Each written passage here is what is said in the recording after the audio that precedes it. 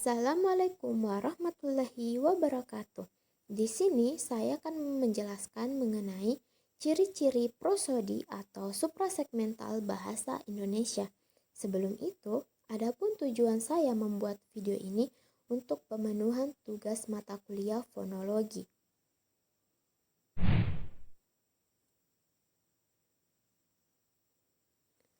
Perkenalkan, nama saya Ulfa Fausia dengan NIM 2305001501012 dari Program Studi Pendidikan Bahasa dan Sastra Indonesia.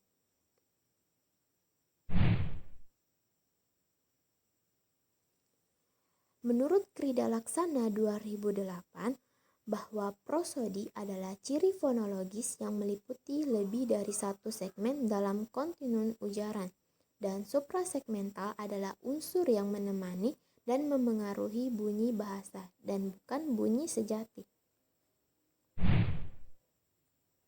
Adapun ciri prosodi atau suprasegmental bahasa Indonesia yang pertama yaitu tekanan. Tekanan sering juga disebut sebagai stres. Khair dalam Fonologi Bahasa Indonesia 2013-53 menuliskan sebagai berikut. Suatu bunyi segmental yang diucapkan dengan arus udara yang kuat sehingga menyebabkan amplitudonya melebar, pasti dibarengi dengan tekanan keras.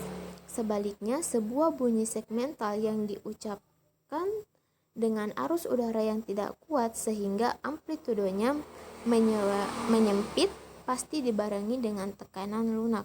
Bunyi segmental yang dimaksud oleh Khair di atas adalah bunyi vokal dan konsonan. Ciri yang kedua yaitu nada.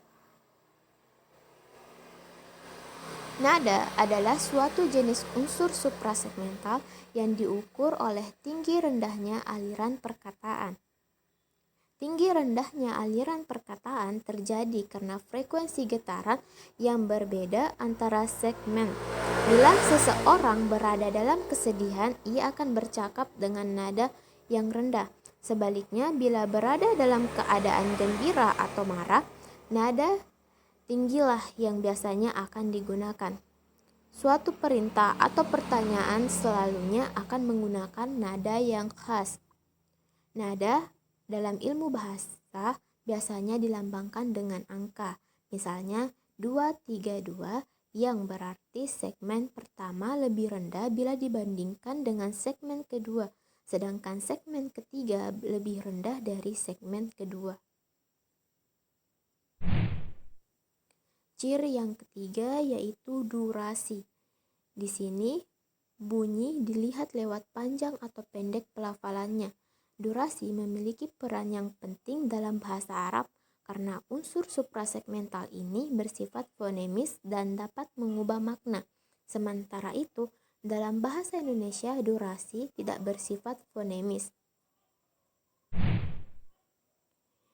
Ciri yang keempat yaitu kesenyapan. Kesenyapan ini terjadi di antara dua bentuk linguistik, baik antara ayat, antara frasa, antara kata, antara morfem, antara perkaitan ayat maupun antara fonem. Kesenyapan di antara dua bentuk linguistik yang lebih tinggi nadanya, lebih lama kesenyapannya bila dibanding dengan yang lebih rendah nadanya.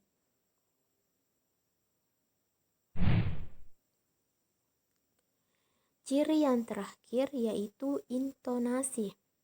Intonasi dalam bahasa sangat memainkan peran dalam membedakan maksud perkataan.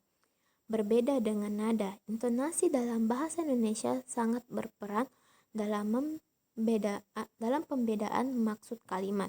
Bahkan dengan dasar kajian pola-pola intonasi ini, kalimat bahasa Indonesia dibedakan menjadi kalimat berita deklaratif, kalimat tanya interrogatif, dan kalimat perintah imperatif. Kalimat berita deklaratif ditandai dengan pola intonasi datar turun. Bagian terakhir yaitu kesimpulan. Prosodi atau suprasegmental adalah bunyi-bunyi bahasa yang tidak terikat pada satuan segmental seperti fonem, tetapi meliputi unit ujaran yang lebih besar seperti suku kata, frasa, klausa, dan ayat. Ciri-ciri prosodi atau suprasegmental dalam bahasa Indonesia adalah nada, tekanan, durasi, kesenyapan atau jeda, dan intonasi.